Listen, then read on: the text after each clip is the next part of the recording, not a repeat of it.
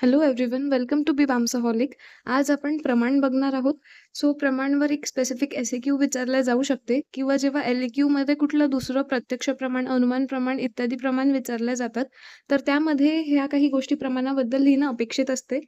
So आपण प्रमाणबद्दल बघूया. निरुक्ती प्र प्लस मा प्लस न प्रमाण. प्र उपसर्ग जेव्हा मा धातूला लागतो ते आणि लूट प्रत्यय शेवटी लागतो तेव्हा प्रमाण शब्द बनतो. मा धातू हा साधन किंवा माध्यम रिप्रेझेंट करते आणि न म्हणजे ज्ञान. ज्ञानाला प्रयुक्त करणारे जे साधन आहे त्याला प्रमाण म्हणतात. प्रमीयते अनेन इति प्रमाणम. ज्याद्वारे यथार्थ अनुभव अथवा ज्ञेय विषयांचे ज्ञान होते, सत्य ज्ञान होते, त्याला प्रमाण म्हणतात. म्हणजे प्रमाण इज नथिंग बट तो माध्यम किंवा साधन ज्याच्याद्वारे तुम्हाला यथार्थ म्हणजे ज्ञान जसंच तसं तुम्हाला माहिती होते. ह्याचे पर्याय शब्द सांगितले आहे: उपलब्धी, साधन, ज्ञान, परीक्षा, प्रमाण, करण, माध्यम. त्यानंतर परिभाषा सांगितलेली आहे प्रमाणाची. प्रमायाः करणं प्रमाणम. प्रमाच्या करणाला, साधनाला प्रमाण म्हणतात. प्रमा म्हणजे काय? यथार्थ ज्ञान. ॲट द एंड प्रमाण इज नथिंग बट द साधन किंवा माध्यम ज्याच्याद्वारे तुम्हाला यथार्थ ज्ञान म्हणजेच प्रमा कळतो. अर्थाच्या प्राप्तीच्या कारणाला प्रमाण म्हणतात. त्यानंतर उपलब्धी साधनानी प्रमाणानी. ज्ञानाच्या उपलब्धी साधनाला प्रमाण म्हणतात.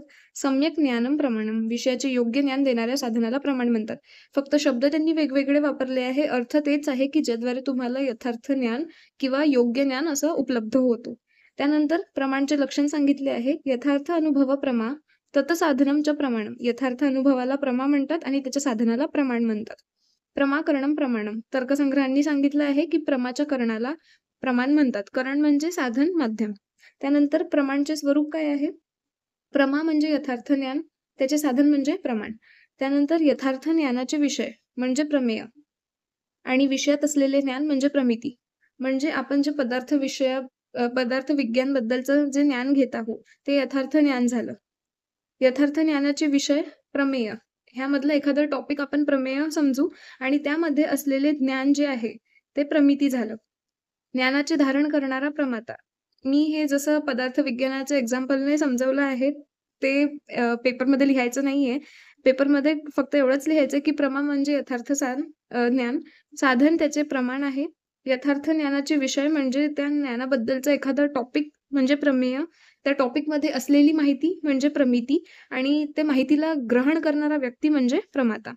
त्यानंतर प्रमाण वस्तू उत्पन्न करीत नाही, पण असलेली वस्तू कशा स्वरूपाची आहे ते सांगते. त्याचे ज्ञान करून देते. उदाहरण, अंधारात दिवा लावल्याने असलेली. म्हणजे प्रमाण हे कुठल्याही वस्तूला उत्पन्न करत नाही. जी कुठली गोष्ट अस्तित्वात आहे त्याबद्दलचे स्वरूप तो अभिव्यक्त करतो. त्यानंतर बुद्धी. बुद्धीलाच ज्ञान म्हटले आहे. सर्व व्यवहार हेतू गुणो बुद्धिर्ज्ञानम. म्हणजे सर्व प्रकारच्या व्यवहाराचे ज्ञान ज्या हेतूने होते त्याला बुद्धी म्हणतात. म्हणजे ज्याद्वारे आपल्याला ज्ञान होते त्याला बुद्धी म्हणतात. त्याचे पर्यायी शब्द सांगितले: बुद्धी, उपलब्धी, ज्ञान. स्वरूप कसं आहे? बुद्धी ही शब्दापेक्षा भिन्न आहे. आत्मा, मन, इंद्रिय आणि विषय जेव्हा एकत्र येतात तेव्हा आपल्याला ज्ञान होते असं आयुर्वेदाने सांगितलंय. त्यानंतर बुद्धी आत्मगुण आहे. आत्मलिंगमध्ये आपण जे एक पॉइंट वाचलं होतं ते बुद्धी होती.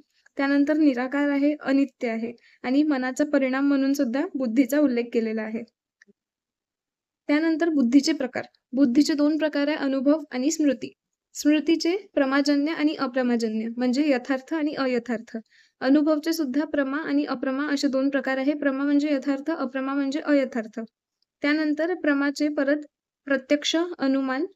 प्रमाचे प्रत्यक्ष, अनुमान, उपमान, शब्द असे 4 प्रकार पडतात आणि अप्रमाचे 3 प्रकार पडतात. ते म्हणजे संशय, विपर्यय आणि तर्क. संशयाचे परत 3 प्रकार आहे: समान धर्मदर्शनजन्य, विप्रतिपत्तीजन्य, असाधारण धर्मजन्य. विपर्यय म्हणजे भ्रांती. तर्काचे परत 5 प्रकार आहे: व्याघात, आत्माश्रय, अन्योन्याश्रय, चक्रक आणि अनवस्था. तर आता अनुभव म्हणजे एक्सपिरियन्स. अनुभवाचे 2 प्रकार आहे: व्हॅलिड म्हणजे प्रमाण, यथार्थ आणि अप्रमा म्हणजे इनव्हॅलिड.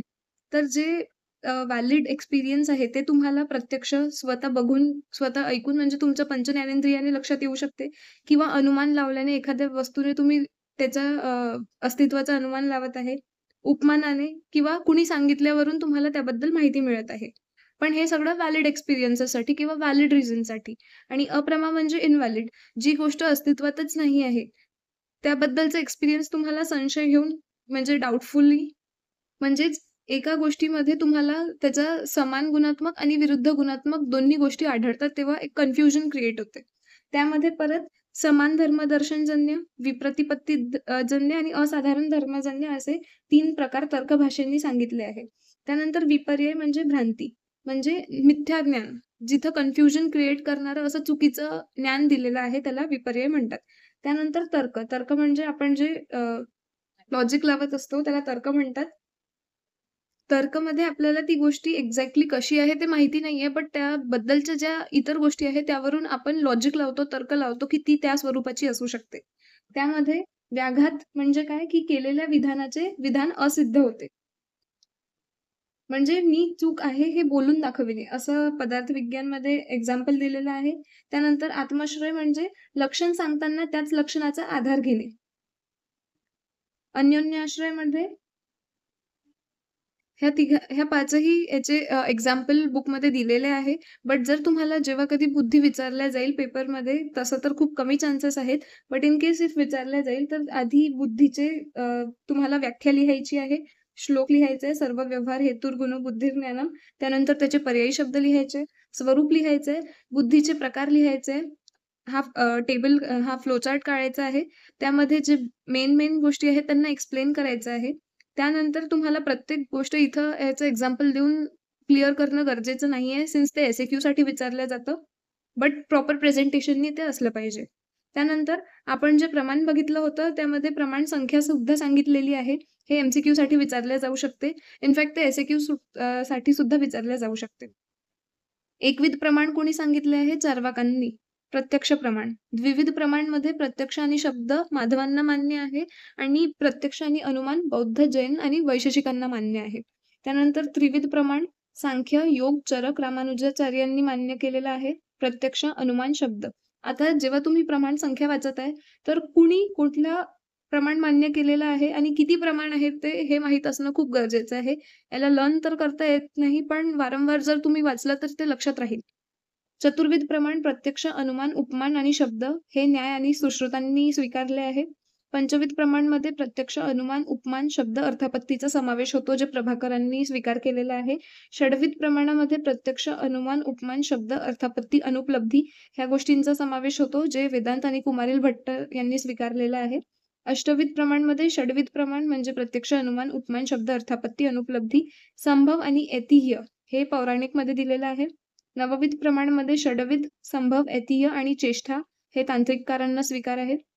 दशविध प्रमाणमध्ये षड्विध, संभव, ऐतिह्य, चेष्टा आणि परिशेष हे अन्य आचार्यांनी मान्य केलेलं आहे. त्यानंतर रामायण, महाभारत, वेद, उपनिषद यांनी प्रमाणाला इतिहास म्हणून सांगितलेलं आहे. तर अशा प्रकारे आपण प्रमाण संख्या बघितलेली आहे. प्रमाणमध्ये आपण निरुक्ती, पर्याय, परिभाषा, लक्षण, स्वरूप आणि प्रमाण संख्या बघितली आहे. ह्यामध्ये जितके काही श्लोक दिलेले आहेत, ते व्यवस्थित वाचून लक्षात ठेवणे गरजेचं आहे, कारण प्रमाण इम्पोर्टंट टॉपिक आहे. जर त्यावर स्पेसिफिक एस-ए-क्यू विचारलं नाही गेलं, तर एल-ए-क्यूमध्ये जेव्हा इतर प्रमाण विचारले जाते, तेव्हा ह्या गोष्टी मेन्शन करणं गरजेचं असते. आणि एम-सी-क्यूसाठी सुद्धा श्लोकमधून प्रश्न विचारले जातात. त्यामुळे मी वारंवार सांगते, की जे छोटे-छोटे श्लोक्स आहेत, त्यांना तुम्ही लक्षात ठेवा आणि वाचत राहा. जर तुम्हाला व्हिडिओ आवडला असेल, तर नक्की लाईक करा, शेअर करा आणि कुठे काही अडचण असेल, तर ते सुद्धा विचारा. थँक